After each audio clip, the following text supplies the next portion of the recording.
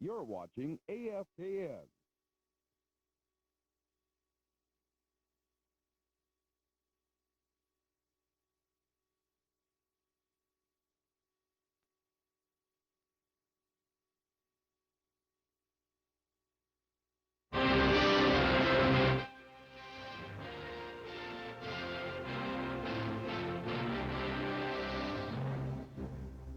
On AFKN News tonight, U.S. and ROK Marines storm the beaches of Pohang.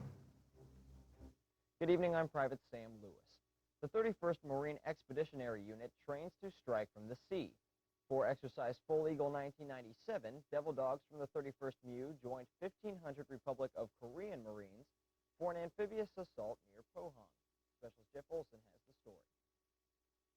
As the sun rises peacefully over Toksokri Beach, located just north of the port city of Pohang, a joint amphibious assault force of more than 2,100 U.S. and ROK Marines prepares to attack fortified positions along the coastline.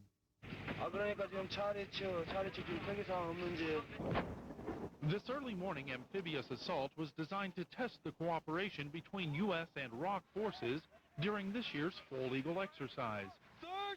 In less than 2 hours, naval units converted the once quiet beach into a fully operating embarkation point for troops and equipment. We had some ROK Marines on ship with us all week. We also have Anglico, which is actually on a Korean ship right now. They've been with them for about a week. So the cooperation, the interaction that's been happening between the U.S. Marines and the Korean Marines already so far has been just really amazing to watch. And I think there's a lot of learning going on both sides. Exercises like Full Eagle allow a force such as the 31st Marine Expeditionary Unit to test its ability to respond quickly to any potential trouble spot in the world. In my mind, the purpose for the MU is that if anything happens anywhere in the world, we're able to respond to that and be able to sustain ourselves for 15 days, which gives the other services enough time to mobilize to be there if we need them. Specialist Jeff Olson, AFKN News, Toksokri Beach, Pohang. Good boy.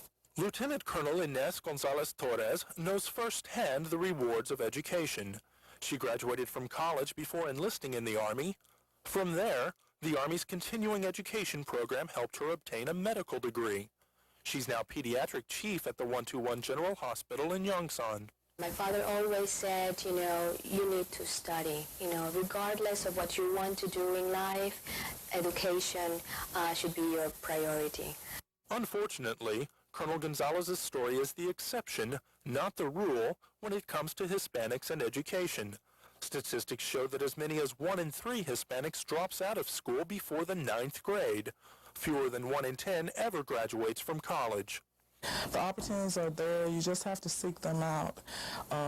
The military has various programs, tuition assistance. AUSA offers scholarships where they pay a portion of your tuition assistance. The opportunities are there and they're available. You just have to go see the education counselor and seek them out. Yongsan is no doubt fortunate to have one of the top pediatricians wearing a uniform, but Hispanic success stories in the military extend far beyond the 8th U.S. Army. Brigadier General Luis Estevez, he was the first Hispanic to graduate from West Point and the first Hispanic to make general in the Army. He's also the founder of the Puerto Rican National Guard, which opened up a lot of opportunities for Hispanics. Colonel Gonzalez says serving as a role model should be a top priority of all active duty officers. I feel that we are not just role models, but mentors for our youth, specifically in trying to create an incentive in the area of education. Because of her education, Colonel Gonzalez is able to make a difference in the lives of service members and a service member's most precious resources on a daily basis. Specialist Jeff Olson, AFKN News, Yongsan. You're watching AFKN.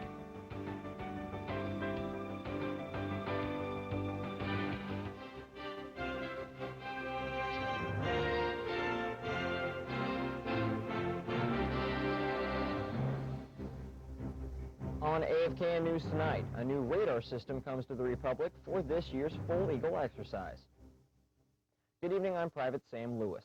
The Surgeon General of the Army is in the Republic this week for the 18th Medical Command Education Conference. Specialist Jeff Olson tells us that at a time when military medicine has come under fire, Lieutenant General Blank is working hard to make sure all the facts are uncovered. Despite its accomplishments, the military's healthcare system has traditionally been a target of service member complaints.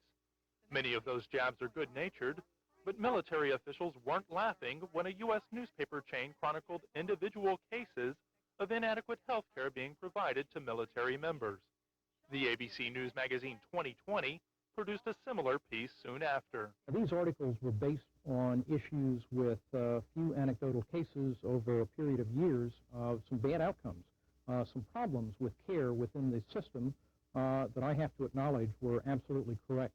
But I want to paint a different picture and put all of those anecdotes into perspective with the overall quality of the system in which we're in. The Surgeon General of the Army says that in the wake of the report, 8 military doctors practicing with a restrictive license issued by Oklahoma were reassigned.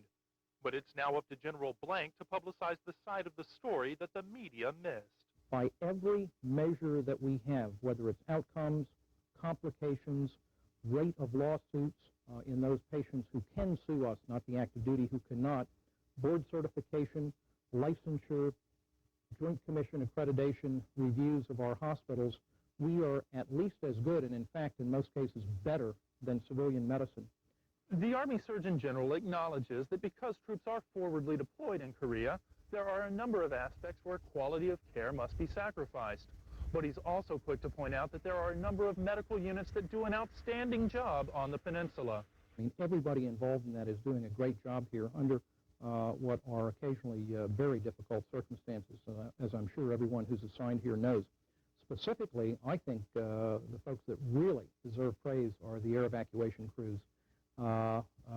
These are just a great group who maintain with limited resources helicopters that fly as much or more than any other, doing real-world missions all the time. The director of the medical conference, which brought General Blank to Korea, says his frontline support not only gives practitioners here a big boost, but shows troops that the medical needs of them and their families are one of the military's highest priorities. For us, it adds a lot of emphasis. You know, the Surgeon General finds it makes it a priority to come visit us, and that kind of makes us feel good about what we're doing, and makes us feel like we're important to him and indeed to the overall medical care of our troops. The Army Surgeon General says any healthcare system, be it civilian or military, will never be perfect. But General Blank says his goal for the Army Medical Corps is to nonetheless strive for perfection. Specialist Jeff Olson, AFKN News, Yongsan. The Post Office is honoring women for their 220 years of military service. Specialist Jeff Olson has more on the latest addition to the postage stamp gallery. Since the Revolutionary War, nearly 2 million women have served in the United States military. Now you can recognize their service by using a commemorative stamp to mail your letters and packages. The stamp features women from the 5 armed services. Its issue coincides with the dedication of the Women in Military Service Memorial in Arlington, Virginia. This last Saturday and Sunday, they had the grand opening of the opening ceremony back in Washington. So when I heard about the stamps, I wanted to make sure I came down and got some. The Postal Service made 37 million of the commemorative stamps, but so far only 2,000 have made their way to the peninsula. That means the likelihood of you receiving a letter with one of the stamps on it is much greater than the chance that you'll be able to send one. Yongsan officials have already ordered more of the stamps. In the meantime, there are those commemorating the Air Force's 50th anniversary and some others with military themes available. There was a third stamp that was published, and it was the supersonic flight stamp, commemorating the supersonic flight. There has been a lean towards making military stamps right now, and we are quite proud of that. Sergeant Matthews says your local Army post office can also place a special order for commemorative stamps that aren't available in your area. Specialist Jeff Olson. Returning to civilian life poses a number of challenges for almost everyone in the military. Specialist Jeff Olson tells us the U.S. Congress appointed a committee to study the transitioning process at home and overseas.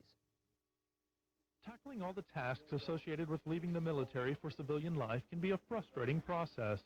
Moving, job hunting, enrolling in school, finding health care coverage, and determining what veterans benefits you're eligible for are just some of the checklist items. If there are thousands of miles between you and your next home, the job can seem even larger. 6 months ago, Congress appointed a committee to evaluate the military transition process. Congress created this 12-member commission known as the Commission on Service Members and Veterans Transition Assistance to provide them with our views and recommendations on 3 important issues.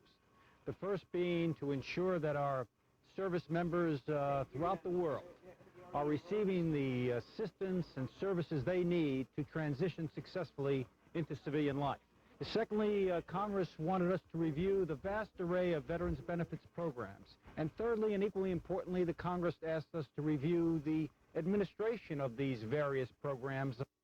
Though the Commission has only been evaluating the transition process for a short time, Mr. Principi says it has already found some spots for improvement.